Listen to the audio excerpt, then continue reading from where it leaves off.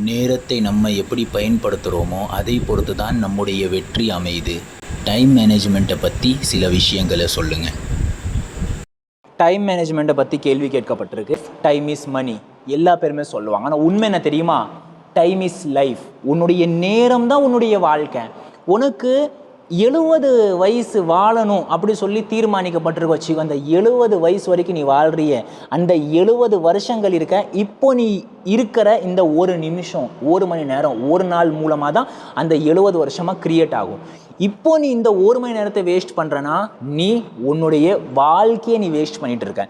இந்த ஒரு பேசிக்கான விஷயம் உனக்கு தெரிஞ்சிருக்கணும். டைமுடைய அருமை எல்லா பேருக்குமே தெரியும், தியோரிட்டிக்கலாக தெரியும், வெறும் ஒரு சட்ட ரீதியிலாக தெரியும். ஆனால் உண்மையில ப்ராக்டிக்கலாக வாழ்க்கையை பார்த்து வச்சுக்கோ, நேரத்துக்கும் அவங்களுக்கு சம்மந்தமே இல்லாத மாதிரி இருக்கும். இப்போது சராசரியாக ஒவ்வொருத்தனும் 7 மணி நேரத்துக்கு மேலே ஃபோன் யூஸ் பண்ணுறான். 7 மணி நேரம் ஃபோன் யூஸ் பண்ணுறான்னா அவன் தூங்குறது 8 மணி நேரம்.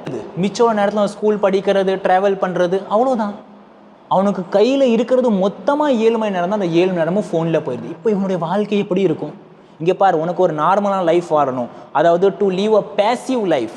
உனக்கு ஒரு பேசிவ் லைஃப் வாழணும், ஒரு பயனற்ற பிரோஜனமற்ற வாழ்க்கை நீ வாழணும் வச்சு உனக்கு டைம் மேனேஜ்மெண்ட் அவசியமே கிடையாது. டைம் மேனேஜ்மெண்ட் யாருக்கு ரொம்ப நெசசரி தெரியுமா? For an extra ordinary life.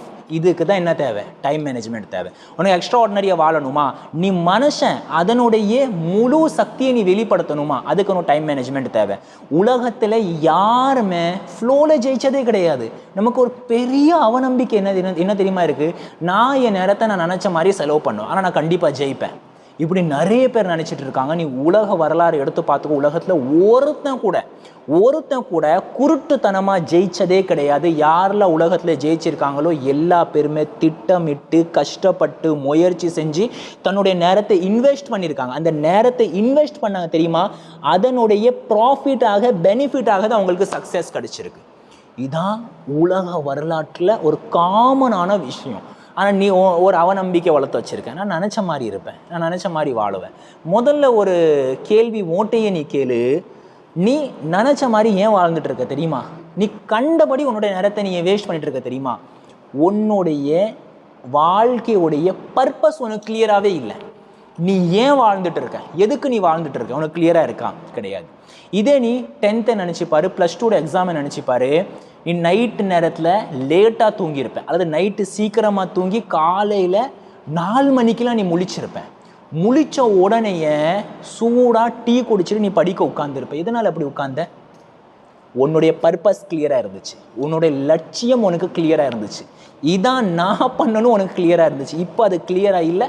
அதனால் நீ என்ன பண்ணிகிட்டு இருக்க? கடிவாளம் இடப்படாத குதிரை மாதிரியே நீ போயிட்டே இருக்க. சிம்பிளாக சொல்ல போனால் எரும மாடு மாதிரி நீ வாழ்ந்துட்டு இருக்க. எரும மாடு, இந்த பன்றி, தப்பாக நினைக்காத. இந்த வார்த்தையில் யூஸ் பண்ண எனக்கு ஒரு மாதிரியாக இருக்கும், ஆனால் இப்படிலாம் யூஸ் பண்ணாத உனக்கு ஞாபகத்தில் இருக்கும். இந்த பன்றிலாம் இருக்க, அது எப்படி வாழுது? உணவுக்காக வேண்டி வாழுது. சர்வைவல் ஃபார் த ஃபிட்டஸ்ட், வாழ்கிறதுக்காக வேண்டி வாழுது. அந்த வாழ்க்கை தான் உனக்கு வேணும்னா அப்போ உனக்கும் அதுக்கு எந்த ஒரு வித்தியாசமும் இல்லையே. ஒரு நாய் எதுக்காக வேண்டி வாழுது? உணவு தேவையை பூர்த்தி செய்கிறதுக்கு வாழுது. ஆனால் நீனும் நாயும் ஒன்றா? உனக்கு 6வது அறிவு இருக்குன்னா இந்த 6வது அறிவு உனக்கு இருக்கு. அதுக்கு அடையாளம் என்னன்னா நீ உன்னுடைய நேரத்தை சரியான இடத்துல இன்வெஸ்ட் பண்ணணும். எந்த மிருகமோ தன்னுடைய நேரத்தை இன்வெஸ்ட் பண்ணுமா? ஏன்னா அதுக்கு 6வது அறிவே கிடையாது. இந்த செயலை நான் செஞ்சால் இதனுடைய பெனிஃபிட், இதனுடைய ப்ராஃபிட் இதுவாக இருக்கும், அதனால் கணிக்க முடியாது. ஆனால் உன்னால் முடியும். நீ மனுஷன், நீ மனுஷனாக இருந்து மிருகமாக வாழ்ந்துட்டு இருக்க. நீ மனுஷனாக மாறுறதுக்கு முதல்ல நீ டைம் மேனேஜ்மெண்ட்குள்ளே வந்தே ஆகணும். இல்லை நான் மிருகமாக தான் வாழ போகிறேன்னா அப்போ டைம் மேனேஜ்மெண்ட் அவசியம் கிடையாது. சரி, டைம் மேனேஜ்மெண்ட்டுக்காக வேண்டி உனக்கு முக்கியமான டூல் என்ன தேவை? உன்னுடைய ரீசன் உனக்கு கிளியராக இருக்கணும். எதுக்கு நீ காலையில் தூங்கி முழிக்கணும், எதுக்கு நீ நைட் சீக்கிரமாக தூங்கணும், எதுக்காக நீ வேர்வையை சிந்தணும், எதுக்காக நீ ஓடணும், அந்த பர்பஸ் உனக்கு கிளியராக இருக்கணும். உலகத்தில் டாப் 1% மக்களை பாரு, அவங்கள்ட்ட எல்லாமே இருக்கும். உன்னோட ஆசை என்னது? நீ கார் வாங்கணும், வீடு வாங்கணும், பங்களா வாங்கணும், அது எல்லாமே அவங்கள்ட்ட இருக்குது. அப்போ ஏன் அவங்க காலையில் எஞ்சி ஓடுறாங்க? வாழ்க்கையில் எதுக்காக வேண்டி அவங்க இப்படி கடுமையான உழைப்பாளியாக இருக்கிறாங்க? டாப் 1% மக்கள் யாரெல்லாம் உலகத்தில் எல்லாமே சாதிச்சிட்டாங்களோ அவங்கள நீ பாரு. உன்னுடைய வியூ ஆஃப் பாயிண்டில் அவங்க எல்லாமே சாதிச்சிட்டாங்க. அவங்களுடைய வாழ்க்கையில் பாரு, ஓவர் டிசிப்ளின் இருக்கும். ரொம்ப எக்ஸ்ட்ரீம்லி அவங்க டிசிப்ளின்டாக இருப்பாங்க. எதனால் அவங்க இருக்கிறாங்கன்னா அவங்களுடைய பர்பஸ் அவ்வளோ பெருசாக இருக்குது. உன்னால் ஒரு சின்ன ஸ்டெப்பையும் எடுத்து வைக்க முடியலை, ஏன்னா உன்னுடைய பர்பஸ் உனக்கு கிளியராக இல்லை. இது முதலாவது ஸ்டெப். உன்னுடைய இலக்கை, உன்னுடைய நோக்கத்தை நீ கிளியர் பண்ணு. ரெண்டாவது விஷயம் சொல்கிறேன், அடிக்கடி ஒரு நாளைக்கு குறைஞ்சது 10 தடவையாவது இந்த கொஸ்டினை நீ கேளு. உன்னுடைய இலக்கை நீ செட் பண்ணியாச்சா, அடுத்த ஒரு நாளைக்கு 10 தடவை இந்த கொஸ்டினை நீ கேட்டுகிட்டே இருக்கணும். நான் இந்த செயலை செய்கிறேன், நான் இந்த செயலை செய்வதின் மூலமாக என்னுடைய இலக்கில் ஏதாவது எனக்கு முன்னேற்றம் கிடைக்குமா, ஏதாவது இம்ப்ரூவ்மெண்ட் கிடைக்குமா, ஏதாவது பிரயோஜனம் கிடைக்குமா? இந்த கேள்வியை நீ குறைஞ்சது 10 தடவையாவது கேட்கணும்.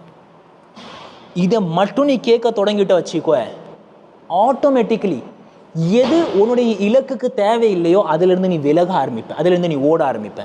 ஒருத்தன் ஃபோன் யூஸ் பண்ணிக்கிட்டு இருக்க, இப்போது கேள்வி கேட்குறான் அவன், இந்த செயல் என்னுடைய இலக்குக்கு ஏதாவது இம்ப்ரூவ்மெண்ட்டை சேர்க்குமா, சேர்க்காது, அப்போ இது வேஸ்ட், இது வேஸ்ட். இப்படி நீ உன்னுடைய மைண்டுக்கு இந்த கொஸ்டனிங் மூலமாக சொல்லிக் கொடு. அடுத்தது மூணாவது ஒரு விஷயம், எப்போவுமே உன்னுடைய இலக்கை நீ வச்சதுக்கப்புறம் பர்ஃபெக்ஷன் பின்னாடி ஓடாத. பர்ஃபெக்ஷன் இருக்க ஒரு பெரிய நோய். எக்ஸிலன்ஸ் பின்னாடி ஓடும். எக்ஸிலன்ஸ்னா என்ன? எந்த விஷயத்தை நீ செய்கிறியோ அதை சரியாக முழு மூச்சாக முழு மனதோடு விழிப்புணர்வோடு செய். ஆனால் இதை நான் சரியாக செய்யணும் அப்படி செய்யாது. உலகத்தில் எதுவுமே பர்ஃபெக்ட் கிடையாது.